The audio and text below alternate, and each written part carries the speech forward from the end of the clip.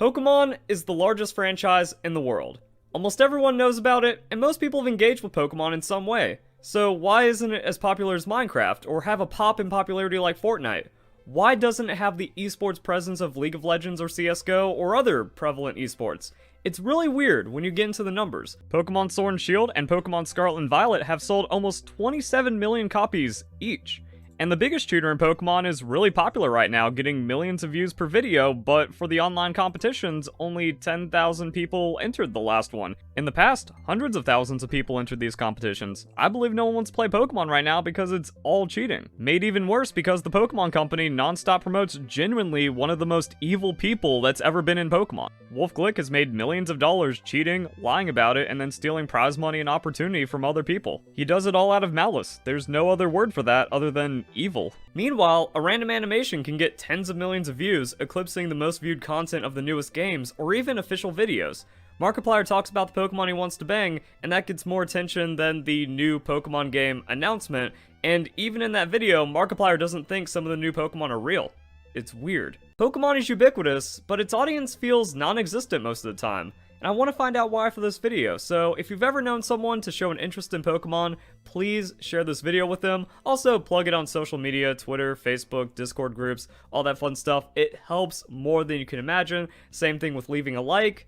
This is the biggest video I've ever worked on because I really want people to be informed about what's going on with Pokemon, and I need your help to do it. So let's get to the cheating. It's bad. Really bad. How bad is it? Well, here's the Pokemon 25th Anniversary Invitational roster.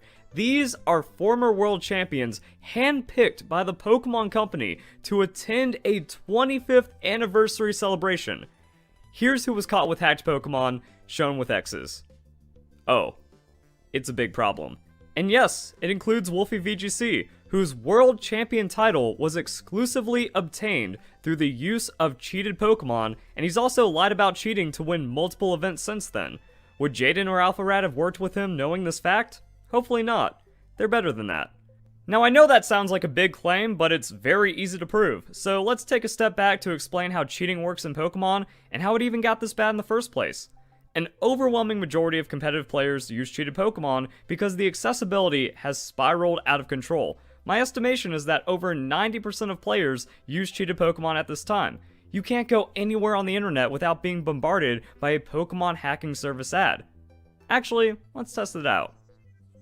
If you're an old school Pokemon fan, you probably know what these are. Cheat devices that you put your cartridge into and then spit out legendary Pokemon with, then everyone hates you at school. If you haven't paid attention to Pokemon in a while, and you're only back for Sinnoh remakes, Pokemon Legends, or Scarlet and Violet, GameShark and Action Replay have nothing on modern Pokemon cheats.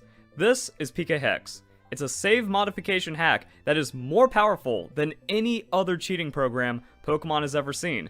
A single hacked console can put out thousands of hacked Pokemon per day, and there's countless people doing this to scam children into buying cheats. Okay, so where's the problem? It seems pretty cut and dry. No one can argue that hacking your console and using external software to modify the save file isn't cheating. Except, tons of people do. And that brings us to why the cheating problem has gotten so out of control. The reason most of the Pokemon community cheats is because they have convinced themselves that cheating is okay. Now this is where things get complicated, so I hope I don't lose you here, because Pokemon is in a very unique place when it comes to competition. If you just go out, catch 6 of your favorite Pokemon, and throw them into battle, you will lose 100% of the time against a competitive player because your Pokemon stats will just be worse. If I was to make up an example so that more people understand, it would be like in Street Fighter if the opponent's Ryu had 3 times more damage, 5 times more health, and access to more supers than you just because they've played Ryu for 10 hours longer than you have. Yeah, it sounds stupid, but if you don't like the rules, you don't have to play the game.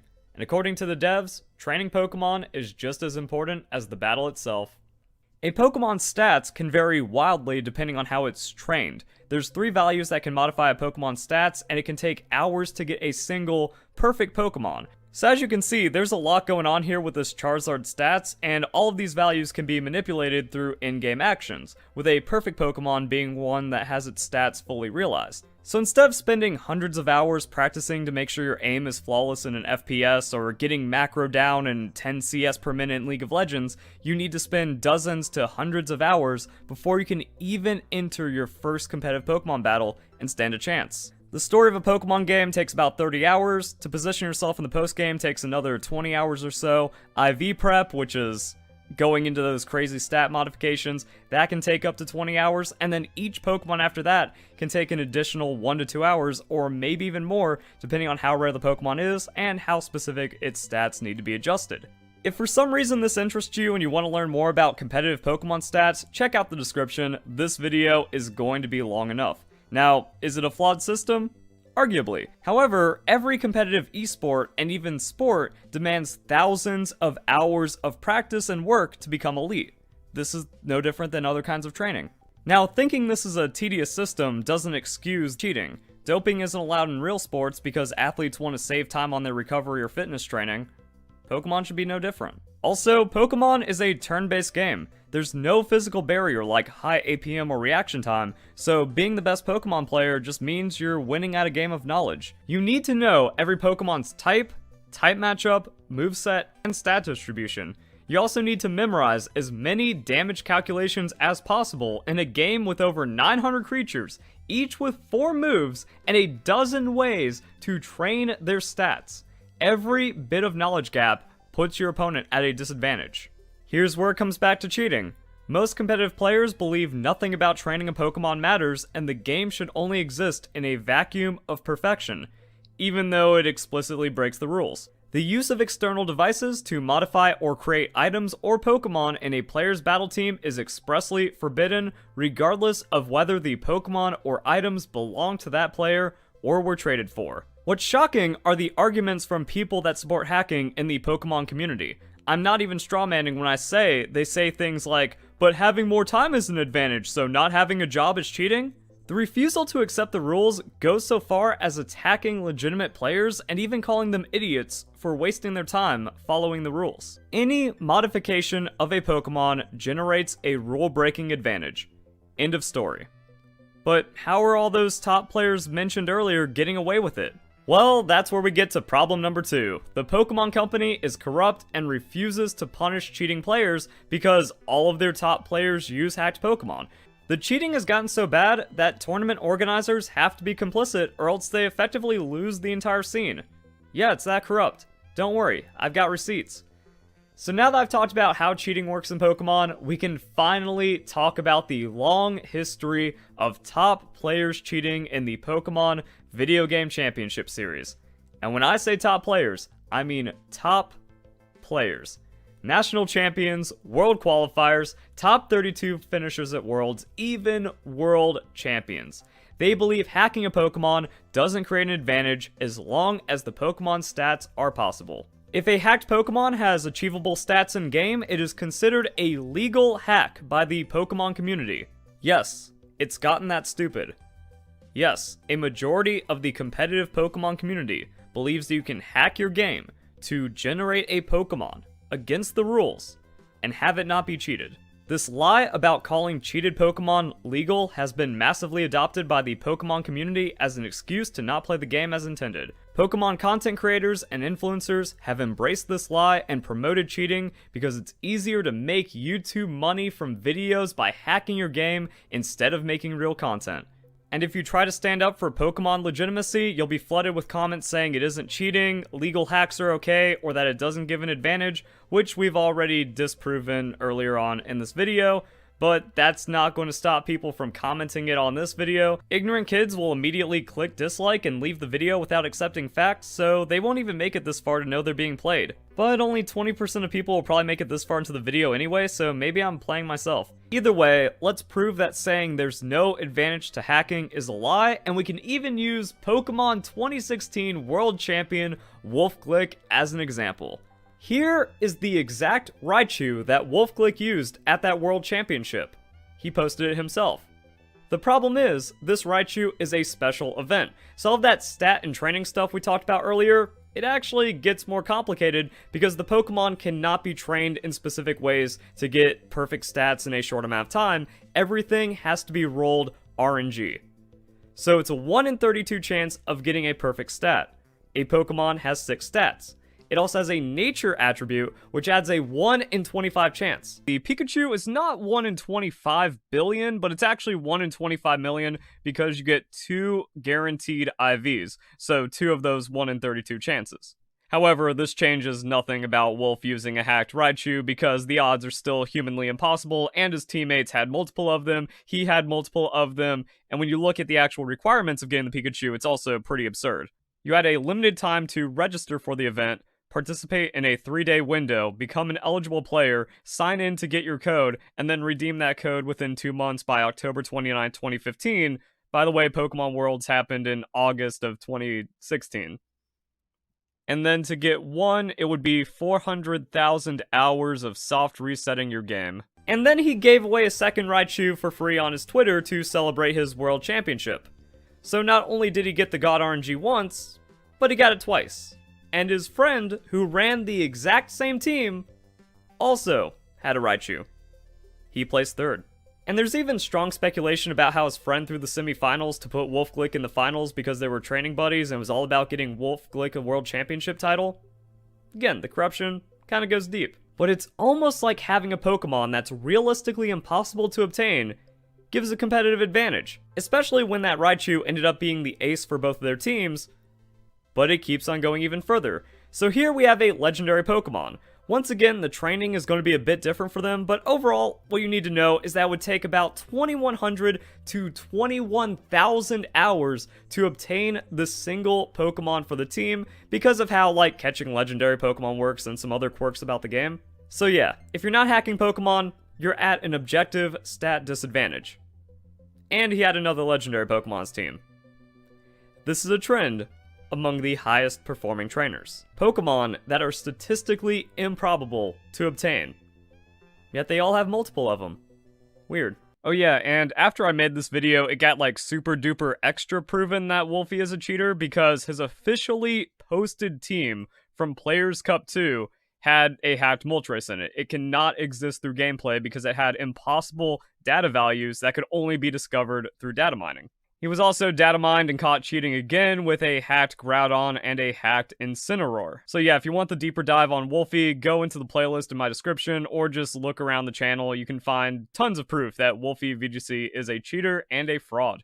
But now we can finally get to the anniversary invites from earlier. Even for less extreme examples, having hundreds of hours of game time over a legitimate player will create an objective advantage in battle since Pokemon is a knowledge game based on experience. The hacking player will have a massive advantage in trying out dozens of new teams and strategies when the legitimate player might only have time for 1 or 2 teams. So you remember all those numbers we talked about near the beginning of the video where it can take up to 100 hours to make your first Pokemon team? Well, that's just a team of 6 Pokemon. To be competitive, you constantly need to be adapting, changing strategies, mixing up Pokemon. The meta changes very rapidly, especially because of all the hacking, so you need to put in dozens of more hours of team building in just a couple of weeks, or every couple of weeks. So if you are somehow still in denial about the cheating problem in Pokemon, let me introduce you to Kurt. He is the maker of Pika Hex, the hacking program. He data mined the invitational teams and found they all used hacked Pokemon except for the Japanese players. This is something else I've done a more detailed video about, and Kurt has done multiple long Twitter threads fully explaining how these Pokemon have impossible data values that can only be achieved with hacking. So the maker of the hack has confirmed the fact that these former world champions have cheated. Let's knock him down. 2013 Pokemon World Champion Arashimadi. Well, Kurt proved that at the Invitational, his team was hacked. But not only that, if we take a visit to the 2013 team he used, he had a team of shiny Pokemon. Well, this is Generation 5. We're talking old school Pokemon, so it gets even more difficult to get a competitive Pokemon as well as a shiny. Shiny is 1 in 8,000 odds. Getting the perfect IVs or individual values of that Pokemon once again, we have a team full of 1 in billions of odds Pokemon making it to the finals. Even if you played Pokemon Black and White for thousands of hours, you wouldn't have a team with the same stat points as his. And that's before the 1 in 8,000 odds. And this one might hurt. Even if you don't follow Pokemon, you've probably heard of Sejun Park, the mad lad that won Worlds with Pachirisu. Well, here's an Imager post explaining how Pokemon Sejun Park has used in the past were impossible, and Cafotix backed it up. It's also sad to see that the Pokemon Company is fairly oblivious to hacking in certain regards, that they publish and celebrate an impossible hacked Pokemon. So let's see what else Kurt has found. Well, Wolfe Glick used a hacked team for the Global Players Cup 2, which he won, and he also cheated at the Invitational. So this confirms Wolfe Glick to have used hacked Pokemon at multiple events. It's a history of habitual cheating, and also lying about it, because he tried to defame me by saying he didn't cheat, when the maker of the hack has confirmed he cheated. What else is there to say? 2018 Pokemon Champion Paul Ruiz. This is another thing I've done a video on. He left his game in another country and then magically had a full team of new Pokemon the next day. Now, someone might try to make the argument that, well, Pokemon's an online game and trading is a big thing about Pokemon, so someone from another country could just get his game, trade it into a fresh copy, and then he has his team for Worlds. Problem is, you can analyze his teams before and after the event, or before and during the event, and you can see that they were completely different Pokemon. There was not enough time physically to obtain his new team. Now, because of COVID, there hasn't been a World Championship in 2021 or 2020, but there have been global online competitions called Players Cup. And the winners of those Players Cup ended up making it into the 25th Anniversary Invitational, like Santino. Well, Kurt data mined the team published by the Pokemon Company, and we can confirm, hacked. We also have Renzo Navarro, the Pokemon Players Cup 4 champion, and cheated. Now, I made this video a couple years ago, but I wanted to update it because more Pokemon World Champions have gotten caught cheating. 2022, Pokemon World Champion, cheated. Used a hacking bot to get their Pokemon. 2023 Pokemon World Champion, cheated, got caught with hacked Pokemon. 2023 Worlds was crazy because we saw a record amount of disqualifications. Now, we don't know how many players got disqualified for cheating at Worlds 2023, but it's an invite only, and the requirements to get in are pretty high. So the dozens of players we saw get disqualified really shows how big the cheating problem is, and then they took to social media for sympathy because they were crying about getting disqualified for cheating. Got disqualified last round, I can't stop crying. So many effort put into the season for literally nothing. Thinking they put effort into the game by cheating, and they're blaming the new last-minute hack check, even though this has always been against the rules. We spend money for this, we need respect. Cheaters demanding respect for cheating at Pokemon Worlds to steal tens of thousands of dollars in prize money. That's how bad things are in Pokemon, and of course Wolfe Glick defended the cheating. This is not cheating. It is hacking. It is against the rules, but it is not cheating. The only difference between a Pokemon that is generated and the Pokemon that has been obtained legitimately is in the time that it took to get. This is against the rules, however. And here we have the Pokemon 2022 Worlds finalist who has admitted to cheating in the past, saying, yeah, over 95% of people at Worlds cheated. What percentage of VGC players do you believe used Gen to Pokemon at Worlds? Probably 95%. 95%? Thank you for the very honest answer. Now, this only leaves 2014 national champion and 3-time consecutive world champion Ray Rizzo, who has an infamous history of cheating because at that national championship event, he had physically impossible Pokemon. The Dream Ball was introduced in Generation 5 and was only usable in Generation 5 at the time. In Pokemon X and Y, a Generation 6 game, he had a Generation 6 Pokemon Aegislash in a Dream Ball. This can only be obtained through hacking. It is impossible to time travel. And if you get even more complicated with which Pokemon can be in which Pokeball, he had other Pokemon that can't be physically obtained. His team was hacked. There's also old chat logs of him saying there's nothing wrong with hacking Pokemon, and look at that, people defending cheating even in 2013. The problem goes deep. Anyway, he was hired by the Pokemon Company. And then he was invited to the 25th anniversary as a surprise guest and got a major feature. Another Pokemon Company hire is Cybertron, who is a longtime top VGC contender who also used unimaginably improbable Pokemon. This Cresselia is the same odds as the Raichu, times 8,000 because it's shiny. Twice. If we stay in the early days of Pokemon, we find Ray Rizzo vs. Wolfe Glick in the World Finals, with clearly hacked Pokemon. It might not be as many zeros as Dream cheating, but it's undeniable at this point. It's almost like we can trace the history of how cheating gives a competitive advantage in Pokemon. And that really leaves the question, how do they keep getting away with this? Well, here's a tournament organizer telling people how to cheat and not get caught.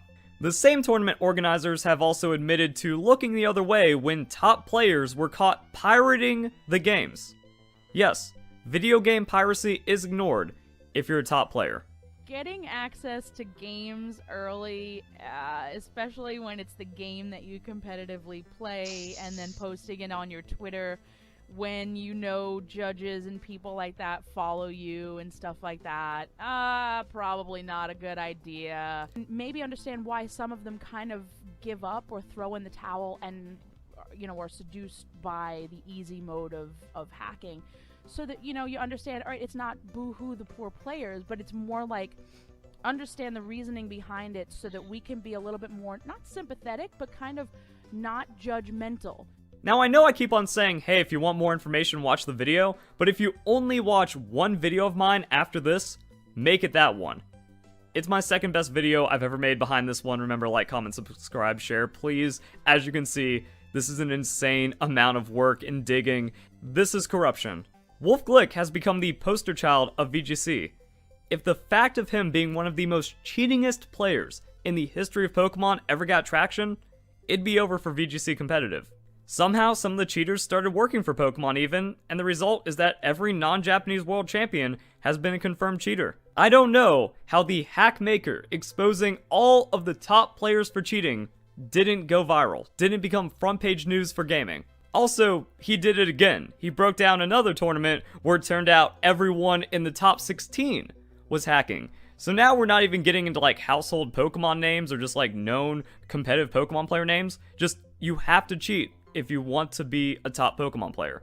That is the reality, and it seems like no one cares. Now, because it's such a large problem, a lot of people might say, well, they should just change the rules and allow hacked Pokemon. This is Nintendo. Nintendo will never openly allow hacking their consoles for official events or save modification.